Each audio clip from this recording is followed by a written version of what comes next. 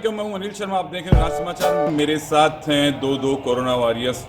Doctor Naval Saini हैं जो PMO है गवर्नमेंट हॉस्पिटल के, डॉक्टर अशोक चतुर्वेदी हैं सीनियर डॉक्टर हैं।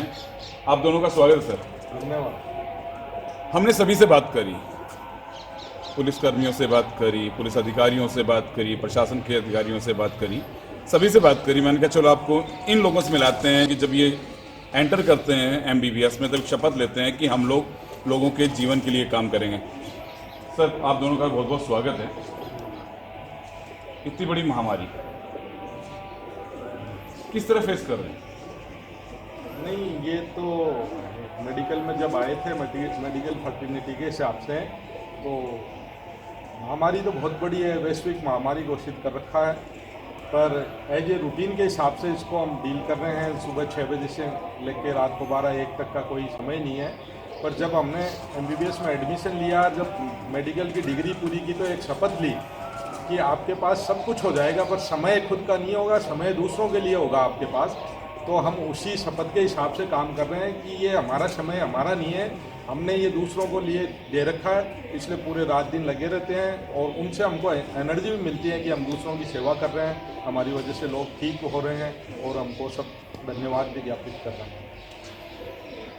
नवलगढ़ में घर है, आप इसमें फूलवाल कोठी में आप दोनों रह रहे हैं, पड़ोस में ही घर, लेकिन सुबह 6 बजे जाना और रात को 12 बजे आना, फीलिंग कैसी हो रही है? परिवार पास में ही है। तो व्यक्तिगत रूप से कहूँ तो मैं फीलिंग हमें मतलब जैसे रूटीन में हम काम करते थे उस तरह की कोई फीलिंग नहीं है, ना कोई दबाव है ना कोई प्रेशर है।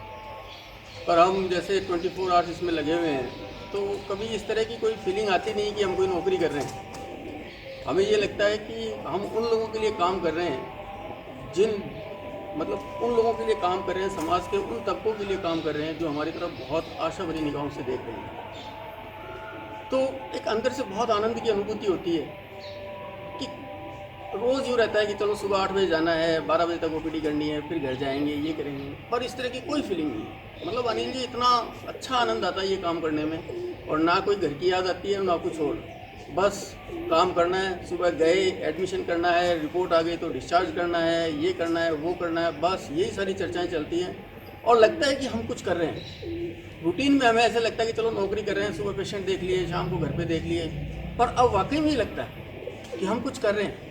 और यही वो काम है जो समाज के लिए करने का मौका बहुत कम लोगों को मिलता है, और हम लोग खुशनसीब हैं कि इस वैश्विक महामारी में मैं और मेरे सारे साथी बहुत अच्छा काम कर रहे हैं। डॉक्टर्स के साथ मिसबिहेव होता है, आप लोग 24 आवर्स उनके लिए काम करते रहते हैं, तो कैसा रहता है? देखो, समाज में हर तबके के लोग रहते हैं जिनकी सोच भी अलग अलग तरह की होती है। डॉक्टर्स पे जो मिसबिहेव करते हैं उनको नहीं करना चाहिए, उनको सोचना चाहिए कि ये भी आप और हम लोगों में से ही एक हैं, इनके साथ कोई मिसबिहेव नहीं करें। और ये अपनी सेवा में लगे हुए हैं, या जो भी हैं इस समाज के लिए कार्य कर रहे हैं, कहीं अलग से आए हुए लोग नहीं हैं। तो ये इनको थोड़ा सा सजग रहना पड़ेगा जनता को भी, कि जो भी इसमें डॉक्टर्स हैं, जो भी पुलिस वाले हैं, जो सफाई कर्मचारी हैं, इनके साथ मिसबिहेव नहीं करके उनको कोऑपरेट करें। चलो, ये तो मिसबिहेव वाली उन्होंने नवल जी ने बता दी। मिसबिहेव होता है, कई लोगों के दिमाग अलग अलग तरह के होते हैं, कोई क्या करता है, कोई क्या करता है। ये जो बीमारी है उसको लेकर लोगों में एक डर सा बना हुआ है। मैं जब भी देखता हूँ, कई तो कुछ लोग तो बिना डर के बाहर घूमने लगते हैं, लेकिन कुछ लोगों में इतना डर बना हुआ है, हम लोग को कॉल करके पूछते हैं भाई हो गए क्या? देखिए, डर जो है वो आदमी खुद क्रिएट करता है, और डर कई बार व्यक्ति को किसी चीज़ के बारे में कम जानकारी होती है तो भी उसमें डर पैदा हो जाता है। और कई बार जैसे ये हमारे पास बहुत सारे केसेस, बहुत सारे फ़ोन आते हैं, घर पे बैठे हैं लोग 1.5 महीने से, लेकिन वो डर रहे हैं कि मेरा सांस रुक रहा है, मुझे गले में खराश है, मुझे ये हो रहा है, तो मुझे कोरोना तो नहीं। भाई, आप घर में बैठे हो तो आपको कोरोना कैसे होगा? आप बाहर नहीं गए, किसी के कॉन्टैक्ट में नहीं है। तो ऐसे बहुत सारे फैक्टर्स हैं जो मतलब सेल्फ इंड्यूस्ड हैं लोगों के, बाकी ऐसी कोई बात नहीं है। जो गाइडलाइन है राज्य सरकार की और जो अपने केंद्र सरकार की है, उनकी अपन पालना करें। अपने को ज़रूरी काम के लिए बाहर भी जाना है तो जो कुछ उन्होंने बताया है, मास्क लगा के जाना है, सैनिटाइजर का यूज़ करना है, घर आके साबुन से हाथ धोना है, बस ये 2-4 छोटी मोटी सावधानी तो ध्यान रखनी है और क्या करना है। अभी एक नया काम और हो गया कि लोगों को बुलाना स्टार्ट कर दिया है। आज मैंने देखा कि आप लोग कलेक्टर साहब के साथ थे, भीड़ आना स्टार्ट हो गई है, किस तरह मैनेज करें क्योंकि बाहर तो बहुत लोग रहते हैं। जो ये अपने बाहर प्रवासी राजस्थानी हैं, जैसे गुजरात में, महाराष्ट्र में हैं, तो राज्य सरकार इनको लाने की मंशा रखती है। तो अपने जो नवलगढ़ क्षेत्र है, तो अपने नवलगढ़ क्षेत्र में पूरी 6 चौकियाँ स्थापित हैं। उनमें से एक जो मेन चौकी जो अपनी यहाँ कृषि उपज मंडी के पास है, यहाँ हमने बड़ा लंबा चौड़ा टेंट लगा रखा है। अगर बसों में कोई आएंगे तो हम यहाँ उनकी स्क्रीनिंग करेंगे। स्क्रीनिंग होके उनकी हम कंफर्म हो जाएंगे इनमें कोरोना की कोई लक्षण नहीं है तो ही उनको आगे जाने देंगे, या यहीं स्कूलों में 2-3 स्कूल या जगह चिन्हित कर रखी है वहाँ क्वारंटाइन करेंगे। आप लोगों से क्या कहेंगे? लोगों से मैं तो व्यक्तिगत रूप से यही कहूँगा कि आप संयम रखें। लोगों से नहीं, मैं अपने स्टाफ से भी ये कहूँगा कि आप कार्य की अधिकता और व्यस्तता की वजह से अपने मानसिक संतुलन को ना खोएं। पर क्या होता है कि डॉक्टर्स और जो मेडिकल स्टाफ है वो कार्य की अधिकता से बहुत ज़्यादा यूँ कहें कि थकान अनुभव करने लगता है और पेशेंट उधर किसी और प्रॉब्लम की वजह से, जैसे बहुत सारी दिक्कतें उनको आती हैं, उनकी वजह से परेशान होता है। तो एक मिसकम्युनिकेशन और एक क्षणिक एक बात इधर से उधर होते ही फिर ये सारी दिक्कतें होती हैं। तो मेरा ये आग्रह है सबसे कि आप शांति से और आराम से डॉक्टर की बात सुनें और डॉक्टर को रिश्तेदारों की या मरीजों की बात सुननी चाहिए। आप क्या कहेंगे लोगों से?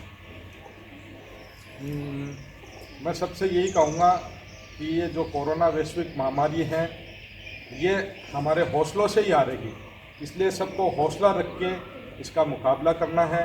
घरों में जो सरकारी गाइडलाइन जारी करी हुई है उसके हिसाब से अपन को सारे कार्य करने हैं, घरों से बाहर नहीं निकलना है।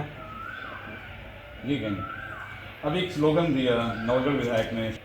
देखिए, उनका कहने का मतलब यही है कि उनका ये कहने का मतलब था कि फिज़िकल जो डिस्टेंसिंग है वो तो प्राइम इम्पोर्टेंस है इस डिजीज़ में कि होनी चाहिए, पर उनका आप सोशल डिस्टेंसिंग मत करो। सोशल डिस्टेंसिंग का उनका कहने का मतलब तात्पर्य यही है कि जैसे मान लीजिए किसी को कहीं कोई किसी चीज़ की आवश्यकता है या मेरे पड़ोस में कोई बहुत ज़बरदस्त तरीके से बीमार हो गया है तो आप उन चीज़ों को अवॉइड नहीं कर सकते। आप पूरी सावधानी रखते हुए उन चीज़ों को आप मैनेज करिए।